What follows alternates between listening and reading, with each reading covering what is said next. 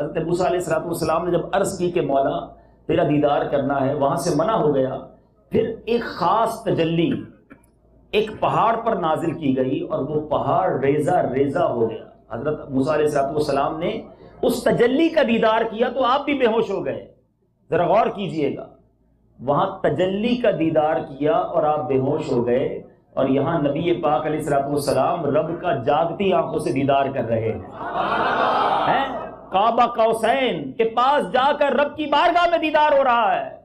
تو ہم نے صلاۃ والسلام میں یہ شعر کئی بار سنا ہوگا، آج اور سمجھ آ جائے گا تو اور لطف آئے گا۔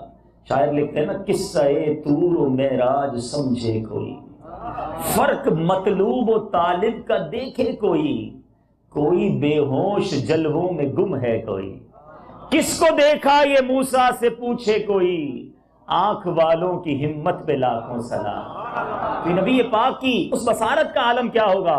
اچھا ایک اور بات، علماء لکھتے ہیں کہ حضرت موسیٰ علیہ السلام نے اس تجلی کا دیدار کیا، اس کے بعد آپ بے ہوش بھی ہو گئے، لیکن اس کے باوجود آپ کی آئی سائٹ کا عالم یہ ہو گیا تھا، آپ کی نظر کا عالم یہ تھا کہ آپ 30 میل کی دوری سے، غور سے سنیے گا، 30 میل کی دوری سے سیاہ زمین پر سیاہ چونٹی اندھیری رات میں اس طرح دیکھ لیتے تھے جیسے اپنی ہتھیلی پر کسی چیز کو ملاحظہ کر رہے ہیں۔ سیاہ چونٹی تو یہاں جائے تو نظر نہیں آتی اتنی روشنی میں، 30 میل دور ہو، رات بھی اندھیری ہو، زمین بھی کالی ہو، چونٹی بھی سیاہ ہو، چونکہ اس تجلی کو دیکھا تھا تو بصارت کا عالم یہ ہو گیا۔ جس نے تجلی کو دیکھا اس کی بصارت کا عالم یہ ہے، جس نے رب کی خاص جلوے کو اپنی آنکھوں سے دیکھا اس مصطفیٰ کی بصارت کا عالم کیا ہو۔ سر عرش پر ہے تیری گزر، دل فرش پر ہے تیری نظر، ملکوت و ملک میں کوئی شے نہیں وہ جو تجھ پہ آیا نہیں۔ یعنی نبی پاک کی اب نگاہوں کا کیا عالم ہوگا۔ نبی پاک اگر مدینہ منورہ میں اپنے روض انور سے اگر دنیا بھر میں اپنے غلاموں کو ملاحظہ بھی فرمائیں، ان کی دستگیری بھی فرمائیں، تو یہ کون سی بڑی بات ہے۔ اللہ تبارک و تعالیٰ نے اپنا دیدار جو کرا دیا۔ بہرحال میرے پیچھے اسلامی بھائیوں، اب آئیے یہ اجمالاً میں نے معراج کا واقعہ بیان کیا، اور اس واقعے کو جتنا بیان کریں ماشاءاللہ کئی بار آپ نے سنا ہوگا۔ چند اس واقعے کی حکمتیں جس سے مزید ایمان تازہ ہو، اور پھر اس مبارک رات جو واقعہ معراج ہوا اس میں ہم سب کے لیے کیا سبق ہے، ہمیں اس رات سے کیا سبق لینا ہے اور اپنی زندگی میں اس میں کیا تبدیلی لانی چاہیے۔ یاد رہے مشہور محاورہ ہے، فعل الحکیم لا یخلو عن الحکمہ، یعنی حکیم کا کوئی بھی کام حکمت سے خالی نہیں ہوتا۔ اللہ عز و جل کے ہر کام میں بے شمار حکمتیں پوشیدہ ہوتی ہیں جنہیں سمجھنے سے ہماری عقلیں قاصر ہیں۔ اللہ عز و جل نے اپنے حبیب علیہ السلام کو جو معراج کروائی، اس میں ایک حکمت یہ بھی تھی کہ نبی پاک علیہ السلام کی دل جوئی اور تسکین خاطر تھی۔ عام الحزن، یاد رہے جس سال معراج ہوئی نا، یہ سال عام الحزن بھی کہلاتا ہے، غم والا سال، کیونکہ اس سال نبی پاک علیہ السلام پر بڑے یہ سمجھیے غم کے پہاڑ ٹوٹے۔ پیارے آقا علیہ السلام نے جب دعوت اسلام شروع کی، مکہ پاک ہی تھا جہاں سے دین کی تبلیغ کی ابتدا ہوئی، تو یہاں جیسے ہی نبی پاک نے اسلام کی دعوت پیش کرنا شروع کی، کفار مکہ نے بڑے مظالم، بہت تنگ کیا، بڑا ستایا، مگر ان تمام سورشوں میں، تمام مخالفتوں میں بڑا سہارا، بڑا سپورٹ حضرت ام المومنین سیدنا خدیجہ الکبریٰ رضی اللہ تعالیٰ عنہا اور نبی پاک کے چچا ابو طالب، یہ دونوں بہت سپورٹو تھے۔ مگر اسی سال اس موقع پر ابو طالب بھی دنیا سے چلے گئے اور بی بی خدیجہ رضی اللہ تعالی عنہا کا بھی وصال ہو گیا۔ ابھی نبی پاک ایک طرح سے اب ان لوگوں کی طرف سے مزید ستم اور ظلم کی آندھیاں بڑھی کہ اب ابو طالب بھی نہیں رہے جو انہیں سپورٹ کرتے تھے۔ اب پیارے آقا کا دل اقدس بہت غمگین تھا۔ اب اسی غم کے عالم میں میرے آقا نے مکہ پاک سے نکل کر طائف کے میدان کا رخ کیا کہ طائف میں جا کر وہاں کے لوگوں کو دین کی دعوت دیں، شاید وہ بات مان جائیں، وہ میسج قبول کر لیں۔ مگر وہاں تو یوں سمجھیے کہ ظلم کی آندھیاں مزید تیز ہو گئیں۔ یہاں زبانوں کے تیر برسائے جاتے تھے، وہاں تو پتھر برسائے جانے لگے۔ نبی پاک پر اتنے پتھر برسائے گئے کہ آقا زخموں سے چور ہو گئے، نالین اقدس خون سے بھر گئی۔ اور میرے آقا علیہ السلام کی بارگاہ میں پہاڑوں کا فرشتہ حاضر ہوا کہ حضور ایک بار آپ ارشاد فرما دیں، ان پہاڑوں کو ان طائف والوں پر الٹ پلٹ کر رکھ دیں۔ مگر کمال ہے میرے آقا، سلام اس پر کہ جس نے گالیاں سن کر دعائیں دی، سلام اس پر کہ جس نے خون کے پیاسوں کو کبائیں دی، زخموں سے چور چور ہیں مگر میرے آقا فرماتے تھے رحمت للعالمین بنا کر بھیجا گیا، عذاب کی دعا نہ کی۔ اور اے میرے بیچ اسلامی بھائیوں، کچھ اس طرح ارشاد فرمایا کہ یہ لوگ مجھے نہیں جانتے مگر ان کی نسلیں مجھے پہچان جائیں گی۔ اتنا غم تھا، اتنی تکلیف تھی اس سال نبی پاک علیہ الصلوۃ والسلام کے قلب اقدس پر۔ اب رحمت الہی نے اپنی عظمت و کبریائی کی واضح نشانیوں کا مشاہدہ کرانے اور اپنے محبوب علیہ الصلوۃ والسلام کو عالم بالا کی سیر کرانے کے لیے بلایا، تاکہ حالات کی جو ظاہری ناسازگی تھی نبی پاک کے مزید دل کو غمگین نہ کرے۔ گویا نبی پاک کا دل غمگین تھا، اس میں تسکین کی خاطر انہیں معراج کو بلایا گیا، انہیں یہ تحفہ عطا کیا گیا۔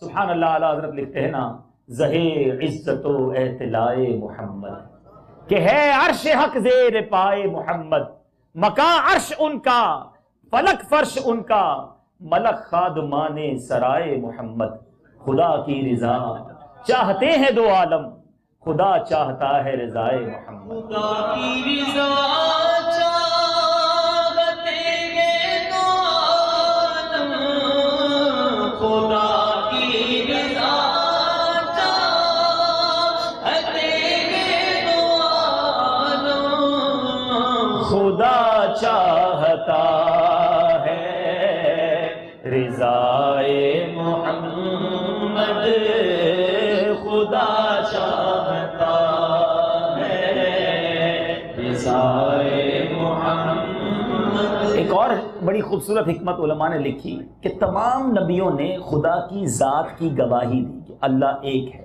اللہ موجود ہے اور اللہ ایک ہے، مگر کسی نے آنکھ سے نہیں دیکھا تھا، رب عز و جل کا دیدار کسی نے نہیں کیا تھا۔ اور شہادت کی تکمیل یہ ہے، یاد رکھیے، شہادت کی تکمیل یہ ہے یا تو شاہد نے خود دیکھا ہو یا کسی دیکھنے والے سے سنا ہو۔ آپ کہیں یار میں نے دیکھا ہے، یا میں نے جس نے دیکھا ہے اس کی بات میں کر رہا ہوں، میں گارنٹی دیتا ہوں شہادت کی تکمیل اس بات سے ہوتی ہے۔ لیکن گروہ انبیاء میں کوئی ایسی شخصیت نہیں تھی اس سے پہلے کہ جس نے رب کو دیکھا ہو۔ اللہ اللہ، نبی پاک کو معراج کروا کر اللہ تعالیٰ نے اپنا دیدار کروایا، شہادت کی تکمیل ہو گئی کہ نبی پاک فرماتے کہ ہاں میں نے رب کو دیکھا ہے۔ گویا یہ شہادت کی تکمیل کے لیے مصطفیٰ کریم علیہ الصلوۃ والسلام کو معراج کروائی گئی۔ اچھا، اب سرکار دو عالم صلی اللہ تعالیٰ علیہ وسلم کی جو معراج میں سفر ہوا، یہ کتنی دیر میں ہوا؟ یہ بڑی خوبصورت بات ہے اور اس میں کچھ کنفیوژن کو بھی کلیئر کرتے ہیں کہ نبی پاک علیہ الصلوۃ والسلام نے جو سفر کیا، آج ہم دنیا میں کہیں بھی جائیں، کتنا بھی تیز ترین سفر کریں، یقیناً بہت ترقی ہو گئی ہے۔ پہلے اونٹوں پر گھوڑوں پر سفر ہوتا تھا، پھر گاڑیاں آئیں، پھر جہاز آ گئے، اب جہاز بھی بڑے تیز رفتار آ گئے، اور ترقی کر رہی ہے سائنس۔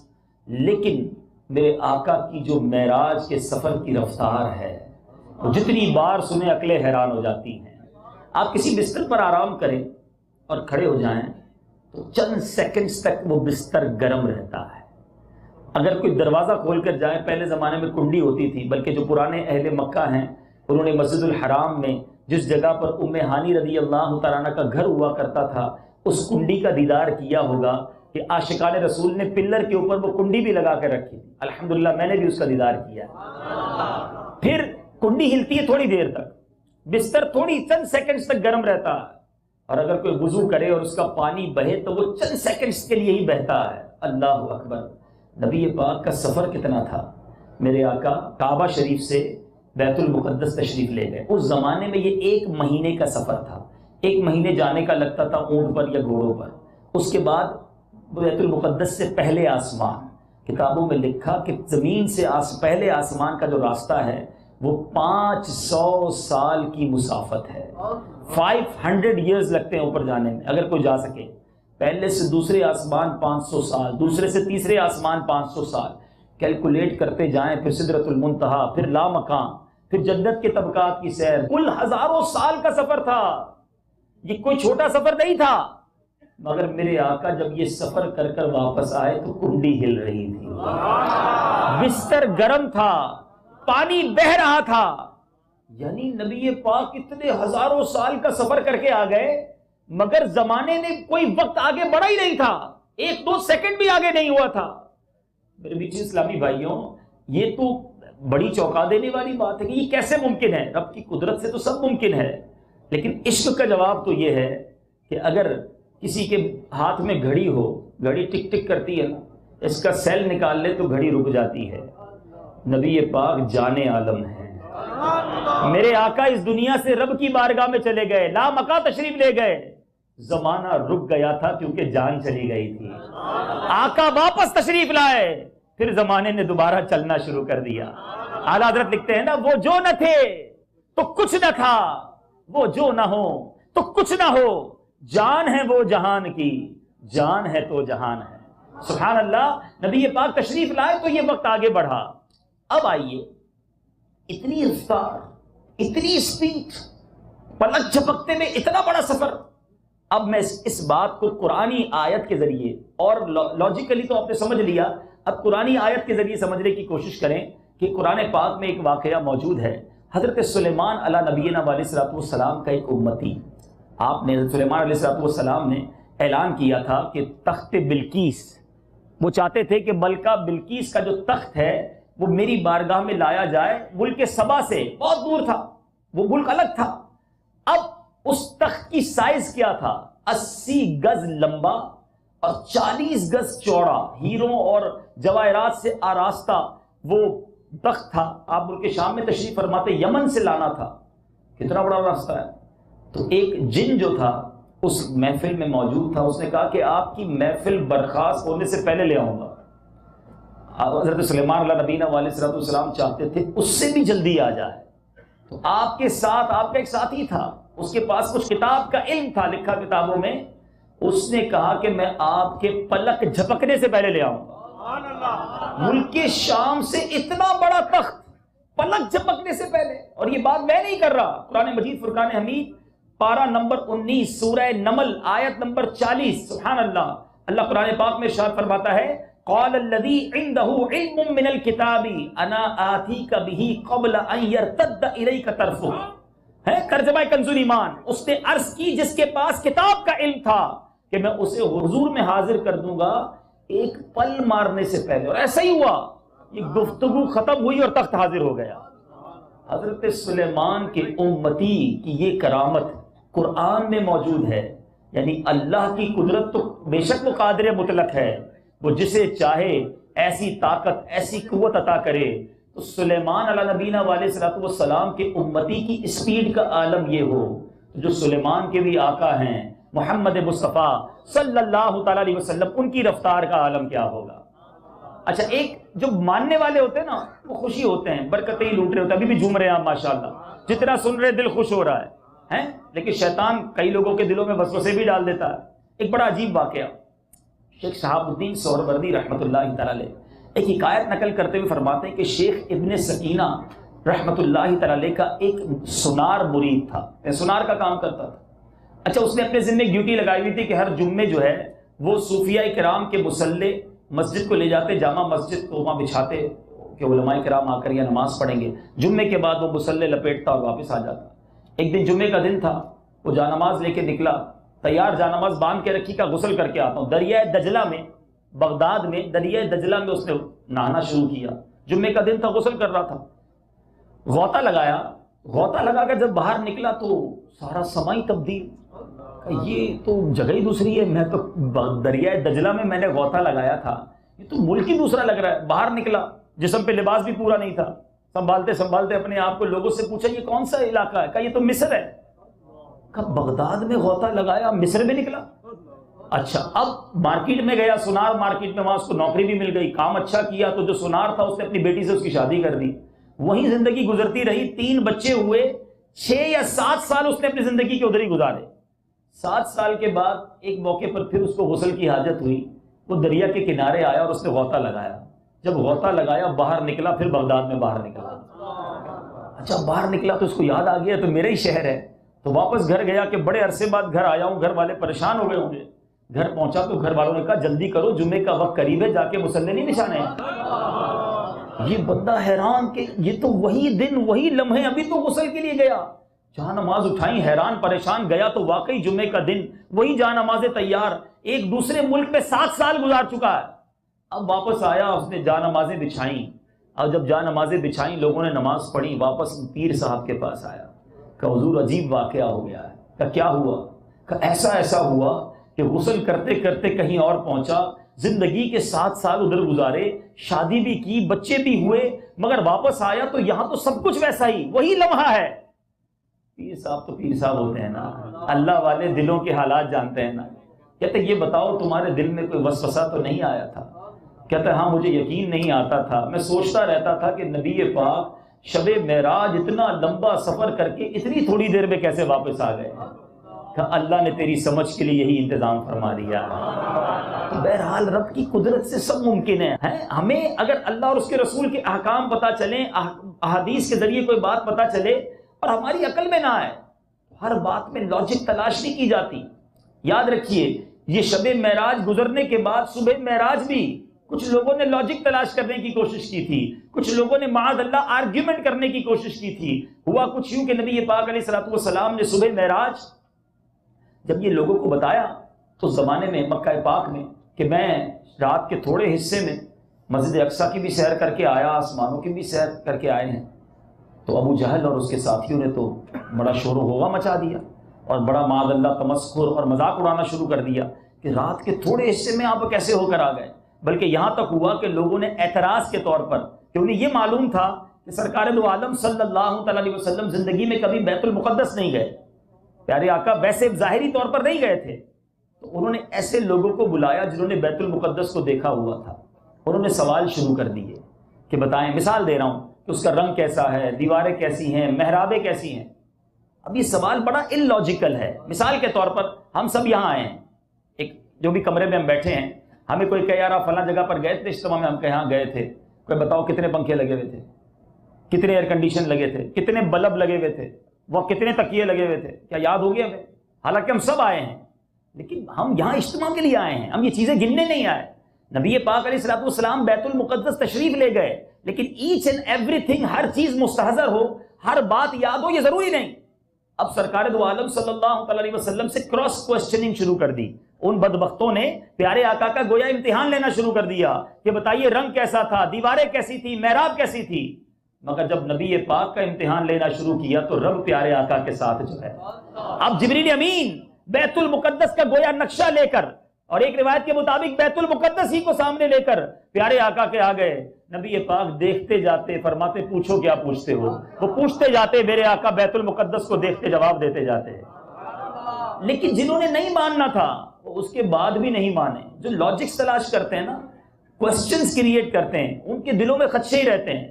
اور ماننے والے کون ہوتے ہیں؟ کفار مکہ گئے سیدنا ابوبکر صدیق کے گھر پر، اچھا ان کو ابھی تک نبی پاک کی زبان ہی نہیں پتا چلا تھا، پیارے آقا نے انہیں نہیں بتایا تھا کہ میں رات معراج ہوئی ہے۔ دروازہ کھٹکھٹایا، کفار مکہ میں سے کسی نے، جب آپ باہر آئے تو کہا اے ابو بکر جانتے ہو تمہارے نبی کیا کہتے ہیں؟ بڑی محبت کرتے ہیں نا ان سے۔ کہا کیا فرماتے ہیں؟ کہا وہ فرماتے ہیں کہ رات کے تھوڑے حصے میں مکے سے بیت المقدس اور پھر آسمانوں کی سیر کر کے آئے ہیں۔ کہا میرے آقا واقعی ایسا کہتے ہیں؟ ہو سکتا ہے جو دروازے پر گیا ہو اس نے سوچا ہو کہ کچھ تذبذب والا معاملہ ہو گیا۔ کہا ہاں یہی کہتے ہیں۔ میرے آقا فرماتے ہیں تو سچ فرماتے ہیں، نبی پاک فرماتے ہیں تو سچ فرماتے ہیں۔ تو یہ معراج کی رات جب بھی آتی ہے نا، سارے عالم میں دو قسم کے لوگ بڑے واضح ہو جاتے ہیں۔ کچھ جیسے ہی معراج کی رات آتی ہے ان کے چہروں کے چہرے دمک جاتے ہیں، خوشی سے جھوم اٹھتے ہیں، وہ خوش ہوتے ہیں کہ نبی پاک کو رب نے اتنا بڑا تحفہ عطا کیا۔ اور جو لاجکس اور اس پہ پھنسے رہتے ہیں وہ اپنے دل پر غور کر لیں۔ پنجابی والے بڑی پیاری بات کہتے ہیں، اسی منن والے ہیں سوچن والے نہیں ہیں۔ نبی پاک کی شان بیان ہو رہی ہے، غلام کا تو کام ہی جھومنا ہے، غلام کا کام تو خوشیاں منانا ہے کہ اللہ نے ہمارے پیارے آقا علیہ الصلوۃ والسلام کو اس قدر بڑا تحفہ عطا کیا۔ اور سبحان اللہ جبریل امین بھی ایک جگہ جا کر رک جاتے ہیں، وہ جگہ کون سی ہے؟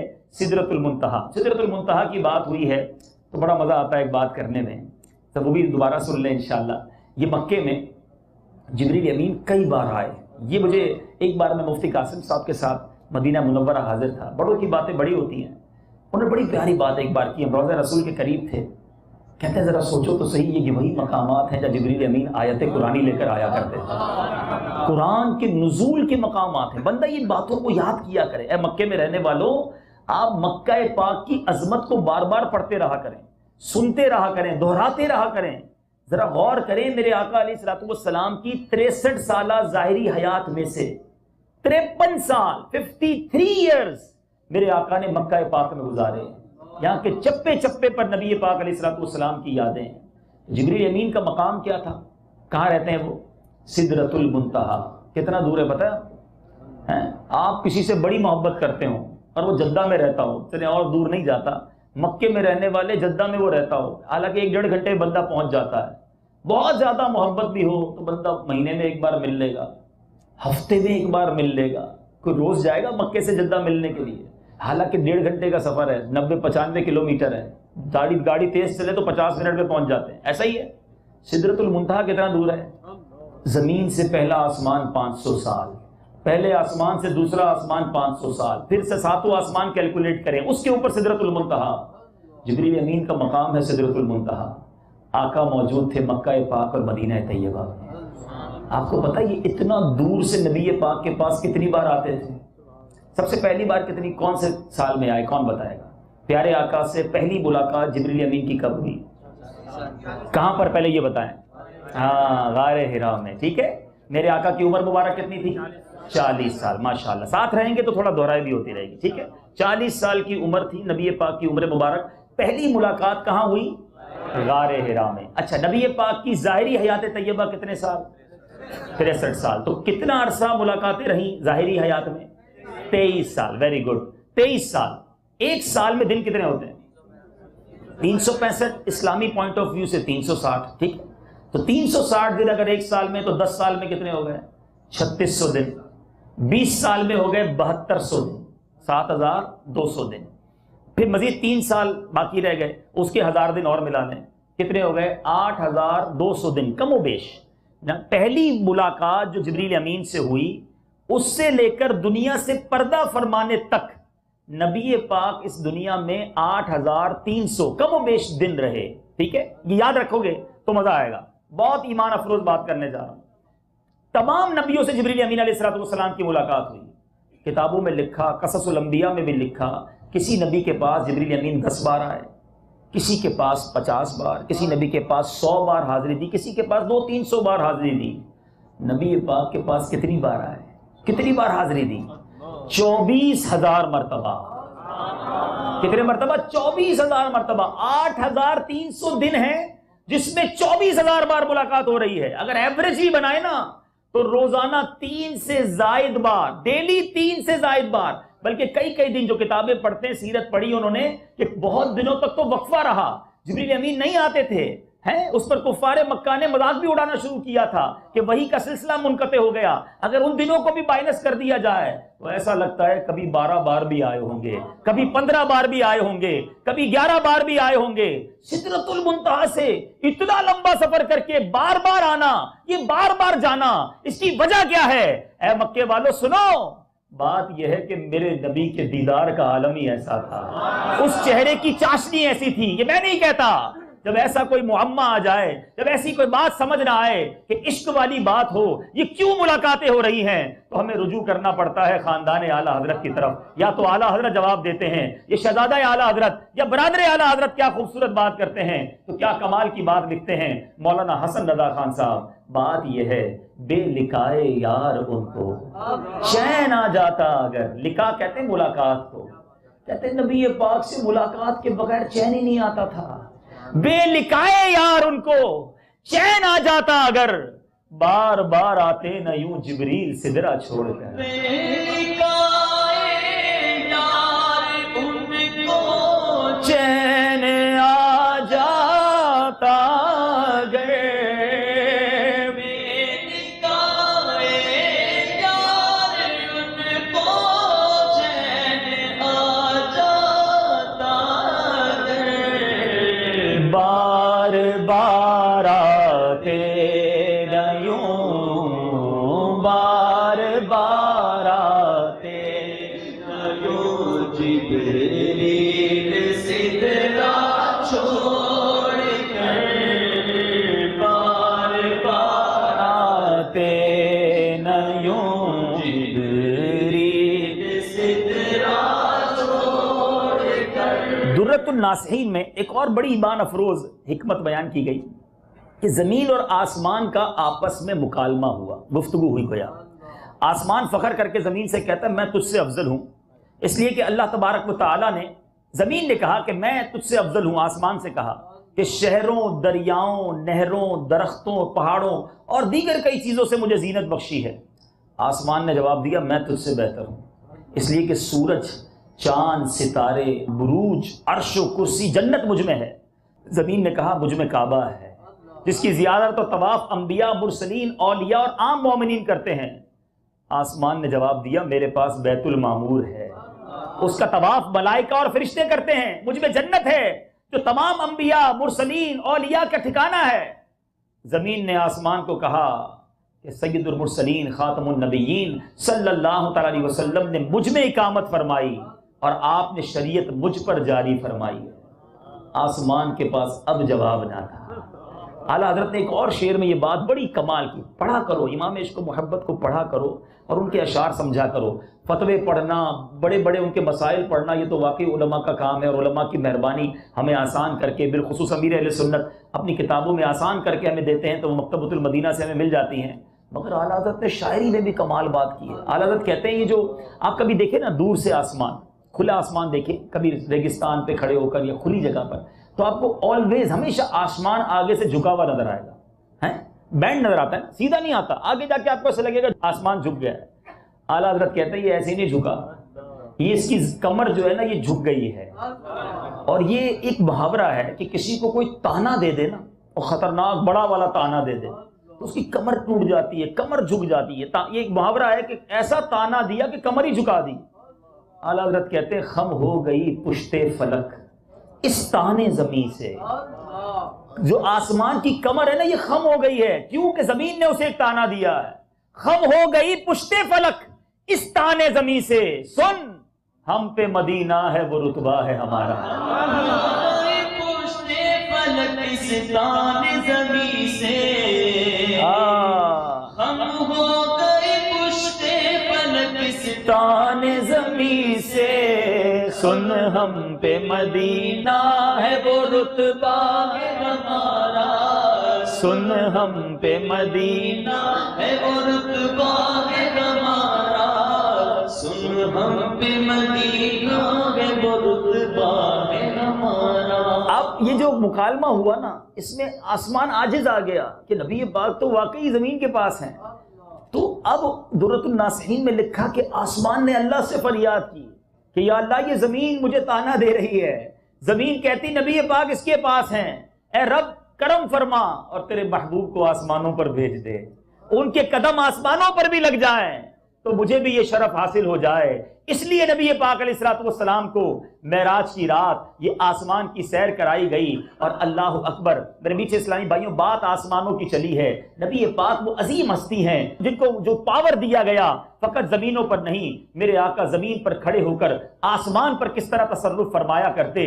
زمین پر رہنے والے بڑے بڑے صدر، بڑے بڑے پاورفل لوگ گزرے ہیں، بلکہ کچھ لوگوں کے بارے میں یہ کہا جاتا ہے ہی از دا موسٹ پاورفل مین آن دا ارتھ، یہ دنیا پر سب سے زیادہ پاور رکھنے والا شخص ہے۔ کسی ملک کے صدر یا وزیر اعظم کو کہا جاتا ہے بے شک دنیا میں اپنے اپنے ملکوں میں یا کچھ ملکوں میں طاقت رکھنے والے کچھ لوگ آئے ہوں گے، ایک تو ان کی طاقت محدود ہے، ایک تو جب تک کرسی ہے، جب تک طاقت ہے، اللہ کے حبیب کو رب عز و جل نے ایسی قدرت، ایسی طاقت عطا فرمائی کہ رہتی دنیا بلکہ ہمیشہ کے لیے نبی پاک کے پرچم کو، نبی پاک کے چرچے کو بلند فرما دیا۔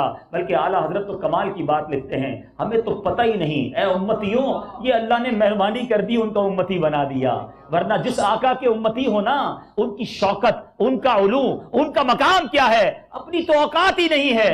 اعلیٰ حضرت نے سمجھایا ہم فرش والے تیری شوکت کا علو کیا جائیں، ارے ہماری اوقات ہی نہیں ہے۔ آج جو ہم بات بھی کر رہے ہیں نا ان کی، بس ان کی مہربانی ہے، ورنہ ان کا مقام فرش والے تیری شوکت کا علو کیا جانے، خسروا عرش پہ اڑتا ہے پھریرا تیرا۔ اب نبی پاک کا یہ عالم، لیکن زمین پر رہ کر آسمانوں پر قدرت کیسی تھی؟ چاند کو اشارہ کرے تو دو ٹکڑے فرما دے، سورج پر دعا کریں تو واپس پلٹ آئے، اشارہ کریں تو بادل کٹ جایا کریں، ہاتھ اٹھائیں تو بارش برس جایا کرے۔ ارے زمین پر رہ کر میرے آقا کو آسمانوں پر ایسا تصرف تھا. اور اعلیٰ حضرت امام اہل سنت تو بڑے بڑے عاشق رسول، فنا فی الرسول ہیں. ہم آج معراج کی بات کر رہے ہیں. امام عشق و محبت نے بھی معراج کا تصور کیا ہوگا. جب ہم معراج کی بات کرتے ہیں تو آسمانوں کی بات ہوتی ہے، تاروں کی بات ہوتی ہے، چاند کی بات ہوتی ہے. اور چاند کی خوبصورتی، جو آسمان کی خوبصورتی ہے نا، وہ تاروں اور چاند سے ہے. بہت اچھا لگتا ہے آسمان جب تارے چمکتے ہیں، جب چاند، اور خاص طور پہ چاند دو صورتوں میں بڑا پیارا لگتا ہے. ایک جب ماہ نو ہو، پہلے دن کا چاند ہونا تو بھی بہت خوبصورت لگتا ہے، اور ایک 14ویں کا چاند ہو تب بڑا خوبصورت لگتا ہے. لیکن کمال یہ ہے، ایک عشق کا مرتبہ وہ ہو جاتا ہے کہ جب بندہ فنا فی الرسول ہو جائے نا، اسے ہر خوبصورتی میں محبوب نظر آتا ہے. امام عشق و محبت پھول دیکھتے تو آقا یاد ہو جاتے، پھول دیکھتے تو آقا یاد آتے، گلشن دیکھتے تو نبی پاک یاد آتے. دنیا کی کوئی بھی خوبصورتی ان کے سامنے آتی، انہیں اپنے محبوب کی خوبصورتی یاد آ جاتی. اب اعلیٰ حضرت جب پہلی رات کے چاند کو دیکھتے ہیں تو کیا لکھتے ہیں؟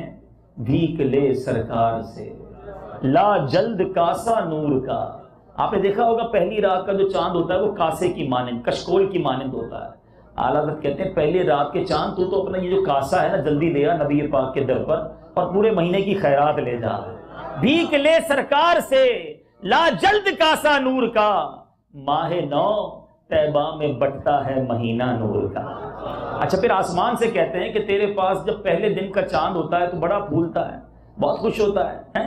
بوڑھے آسمان، آسمان بہت پرانا ہے نا.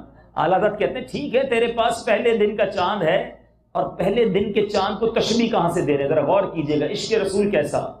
ہمارے آپ نے دیکھا ہوگا جب ناخن آپ کاٹیں تو ناخن کٹنے کے بعد وہ بھی چاند ہی کی شکل کا بن جاتا ہے. ایسا دیکھا نا، انگوٹھے کا ناخن کاٹیں اگر تو اعلیٰ حضرت کا عشق دیکھیں. کہتے ہیں اے بوڑھے آسمان اتنا مت پھول، تیرے پاس پہلے دن کا چاند ہے نا.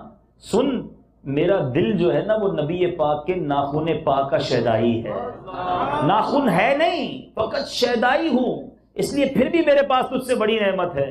دل اپنا بھی شیدائی ہے اس ناخن پاکا، دل اپنا بھی شیدائی ہے اس ناخن پاکا. اتنا بھی مہ نو پہ نہ اے چرخ کوہن پھول. اے بوڑھے آسمان پہلے دن کے چاند پر اتنا مت پھول جا. اب آؤ معراج کی بات کرتے ہیں. 14ویں کا چاند بڑا خوبصورت ہے، لیکن 14ویں کے چاند پر ایک داغ ہے. آپ نے دیکھا ہوگا جب چاند کمپلیٹ ہوتا ہے بہت اچھا لگتا ہے، مگر ایک چھوٹا سا اس پر داغ بھی ہے. امام عشق و محبت چاند سے کہتے ہیں اے چاند تجھ سے غلطی ہو گئی. نبی پاک تیرے پاس سے ہی گزرے تھے، آسمانوں کی سیر تیرے پاس سے ہی گزرے تھے، تو پیارے آقا کے قدم جس خاک پر لگے تھے نا، اگر وہ خاک اٹھا لیتا اپنے چہرے پر ملتا تیرے سارے داغ مٹ جانے تھے. کس شعر میں کہتے ہیں؟ ستم کیا کیسی مت کٹی تھی کمر وہ خاک ان کے رہ گزر کی، اٹھا نہ لایا کہ ملتے ملتے یہ داغ سب دیکھنا مٹے تھے. اب یہ جو تارے چمک رہے ہیں بہت خوبصورت ہے نا. اعلیٰ حضرت کہتے ہیں ایسے نہیں چمک رہے.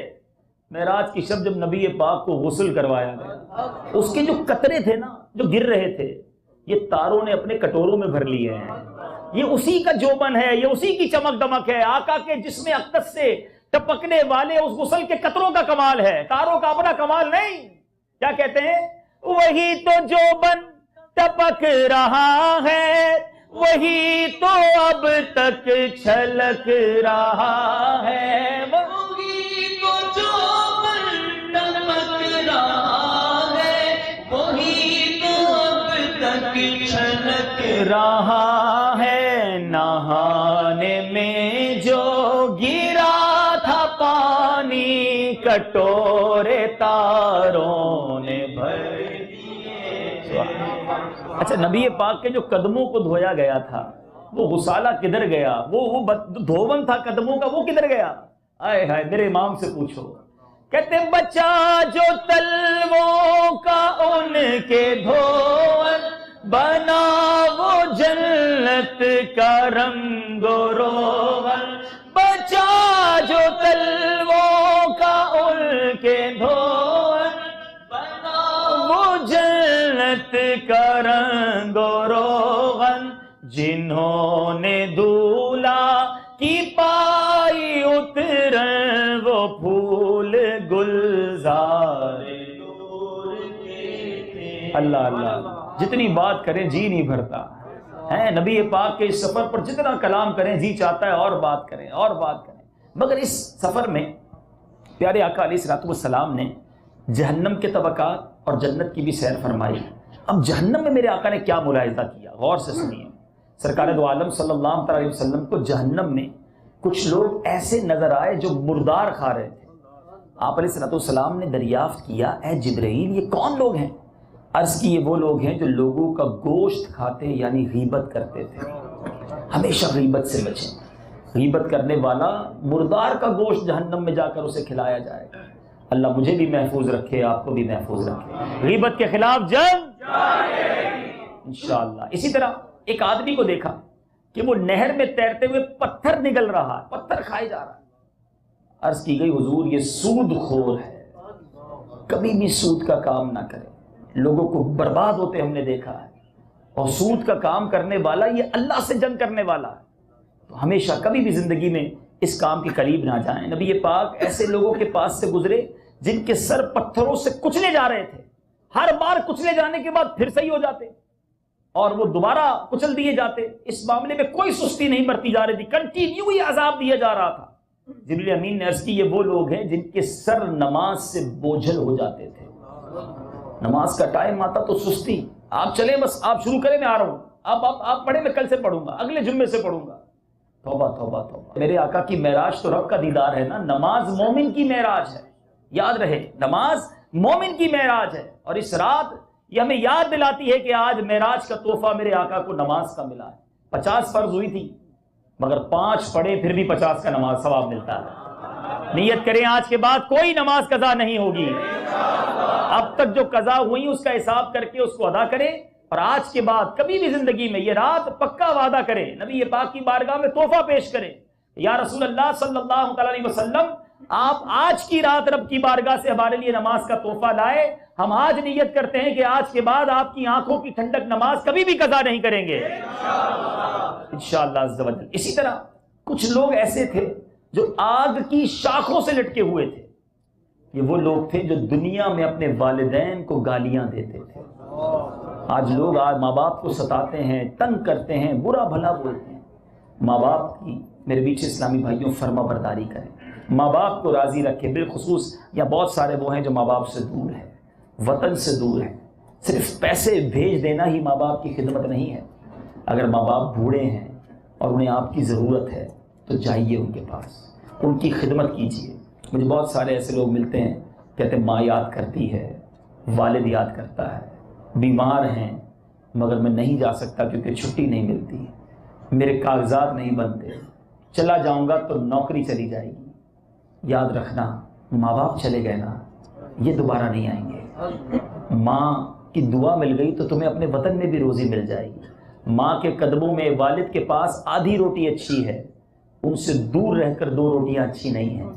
اگر انہیں تمہاری خدمت کی ضرورت ہے تو چلے جاؤ، اللہ تمہیں یہاں روزی دے رہا ہے وہ وہاں بھی روزی دے گا۔ ایک بزرگ کے بارے میں آتا ہے، کسی نے ان سے کہا میں دوسرے ملک میں یا دوسرے شہر میں جا رہا ہوں۔ کیوں جا رہے ہو؟ کہ وہاں روزی کمانے جا رہا ہوں، کاروبار وہاں کروں گا۔ کہا ٹھیک ہے وہاں کے خدا کو میرا سلام کہنا۔ کہ وہاں کے خدا کو، خدا تو دونوں جگہ ایک ہے، سب جگہ ایک ہے۔ فرمایا جب وہ خدا وہاں بھی روزی دے سکتا ہے تو تمہیں یہاں بھی روزی دے سکتا ہے۔ میرے بیچ اسلامی بھائیوں، والدین کی خدمت کیجیے، ان کی دعائیں لیجیے، ان کی آنکھوں کی ٹھنڈک بنیے، انشاءاللہ دنیا میں بھی بیڑا پار ہے، آخرت میں بھی بیڑا پار ہے۔ کبھی اپنے ماں باپ کو ناراض نہ ہونے دیں۔ نبی پاک علیہ الصلوۃ والسلام نے ایسے لوگوں کو بھی دیکھا جن کے ہونٹ اونٹ کے ہونٹوں کی طرح بڑے بڑے تھے، ان پر ایسے افراد مقرر تھے جو ان کے ہونٹ پکڑ کر آگ کے بڑے بڑے پتھر ان کے منہ میں ڈالتے تھے اور وہ ان کے نیچے سے نکل جاتے۔ نبی پاک علیہ الصلوۃ والسلام کے دریافت کرنے پر بتایا گیا کہ یہ وہ لوگ ہیں جو یتیموں کا مال ظلماً کھا جاتے ہیں۔ یتیم کا مال کبھی بھی اگر کسی کے ذمے یتیم کی ذمہ داری آ گئی ہے تو پورا اس کا حق دیا جائے، زیادہ کر کے دینا چاہیے۔ اور لوگ بعض اوقات جو جوائنٹ فیملی ہوتے ہیں، ایک بھائی کا انتقال ہو گیا اس کے بچوں کا مال ہی کھا جاتے ہیں، کوئی پوچھنے والا نہیں، وہ بچہ بھی چھوٹا سا ہوتا ہے، اس کو پتہ ہی کچھ نہیں ہوتا ابا کیا کیا چھوڑ کے گئے۔ لیکن جنہوں نے یہ مال کھایا، یتیم کے مال کو غصب کیا، یاد رکھیں قیامت کے دن ایسا نہ ہو کہ جہنم کے مستحق ٹھہرائے جائیں۔ خدا کے واسطے یتیموں کا خیال رکھیں اور ان کا حق پورا ادا کریں۔ اسی طرح وہ لوگ جو دنیا میں اپنے مال کی زکوٰۃ نہیں دیتے تھے، معراج کے دولہ صلی اللہ تعالیٰ علیہ وسلم نے ان کو دیکھا کہ ان کے آگے اور پیچھے چیتھڑے لگے ہوئے تھے اور وہ چوپائیوں کی طرح چرتے ہوئے کانٹے دار گھاس، پھوہڑ، زہریلا پودا کھا رہے تھے اور جہنم کے تپے ہوئے گرم پتھر نگل رہے تھے۔ آج زکوٰۃ دینا بڑا بھاری لگتا ہے مجھے۔ بہت سارے ہو سکتا ہے اس وقت مدنی چینل پر ناظرین سن رہے ہوں۔ اچھا، دو قسم کے لوگ ہم نے دیکھے، میری اللہ کی رحمت سے کئی ملکوں میں جانا ہوا، کہ ایک ملک میں تو اس طرح ہے کہ زکوٰۃ کا حساب کتاب کرنے کا رواج ہی نہیں ہے، بس جتنے دل میں آیا اتنے دے دیے، تھوڑے تھوڑے کر کے نکال دیے۔ ایسا نہیں، زکوٰۃ کا پراپر حساب کریں، علماء سے رجوع کریں، اپنی آمدنی بتائیں، اپنی سیونگز بتائیں، اپنے پاس کیا کیا ہے بتائیں اور پوری زکوٰۃ ادا کریں۔ یہ مال کا میل ہے، اس میں کبھی نہ گھبرائیں، اور زکوٰۃ دیتے وقت تو خوش دلی ہونی چاہیے۔ اچھا، ایک اور مسئلہ یہ ہے کہ یا تو جو زکوٰۃ نکالتے نا، جس کی مثال دیتا ہوں آپ کی زبان میں، 1000 2000 5000 ریال جس کی زکوٰۃ نکلتی ہے وہ تو نکال دیتے ہیں، جس کی زکوٰۃ ہی لاکھوں ریال میں نکلے، جس کی زکوٰۃ ہی کروڑوں روپے میں نکلے، اب اس کو بڑا دل بھاری ہو جاتا ہے۔ او ہو 5 کروڑ روپے زکوٰۃ دینی پڑے گی، مثال کے طور پہ اگر کوئی یہ کہتا ہے، یا 5 لاکھ روپے زکوٰۃ دینی پڑے گی، اور اس کو یہ ٹینشن ہو گئی ہے کہ باپ رے باپ 5 لاکھ روپے کدھر سے دوں گا، تو اللہ کے بندے، اللہ نے تجھے 2 کروڑ دیے تو 5 لاکھ زکوٰۃ بنی نا۔ تجھے 2 کروڑ ملنے کا شکر ادا نہیں کرنا، 5 لاکھ کی ٹینشن ہو رہی ہے۔ جب بھی زکوٰۃ نکالیں پوری، بلکہ تھوڑی زیادہ نکالیں، اور زکوٰۃ نکال کر اللہ کا شکر ادا کریں، مولا تیری مہربانی، دینے والا بنایا، مانگنے والا نہیں بنایا۔ یہ اللہ کی مہربانی ہے۔ آج میں اور آپ اگر صدقہ خیرات زکوٰۃ دیتے ہیں نا، میرے آپ کا کوئی کمال نہیں اس میں۔ یہ مانگنے والے، غریب، جھونپڑیوں والے جن کو آپ زکوٰۃ دیتے ہیں، یہ میں اور آپ بھی تو ہو سکتے تھے، ہم بھی کسی کے دروازے پر جا سکتے تھے کہ مجھے زکوٰۃ کے دے دو پیسے۔ اللہ نے مجھے اور آپ کو اگر دینے والا بنایا تو کبھی اس میں دل پر بوجھ نہیں لانا، زکوٰۃ دینا اور اللہ کا شکر ادا کرنا، خیرات دینا اور رب کو کہنا تیری مہربانی، تو نے دینے والا بنایا، مالک مانگنے والا نہیں بنایا۔ عبادت کرو خوش دلی کے ساتھ، اللہ کے شکر ادا کرنے کے ساتھ۔ سب سے پہلا حق آپ کے زکوٰۃ کا، آپ کے صدقات کا، آپ کے اپنے غریب رشتہ دار ہے، ہمیشہ یاد رکھیے گا۔ روایتوں میں آتا ہے اللہ تعالیٰ ان لوگوں پر نگاہ رحمت نہیں فرماتا جو غیروں کو بانٹتا رہے اور اس کے اپنے پریشان ہوں۔ پہلے اپنے غریب رشتہ داروں کو دیجیے، اور اپنے غریب مستحق رشتہ دار جو ہیں، جو اس زکوٰۃ کے مستحق ہوں۔ صدقہ تو آپ کو ویسے ہی غریب رشتہ داروں کو پہلے دینا چاہیے، زکوٰۃ میں بھی جو مستحق ہو تو انہیں دیں، لیکن اس میں ایک اور بات بھی یاد رکھیں کہ غریب جو اپنے مستحق رشتہ دار ہیں نا، ان کو دیتے وقت ڈبل ثواب ہے، ایک صدقے کا ثواب، ایک صلہ رحمی کا ثواب۔ تو ہمیں اپنے غریب رشتہ داروں، مستحق رشتہ داروں کو دینا چاہیے۔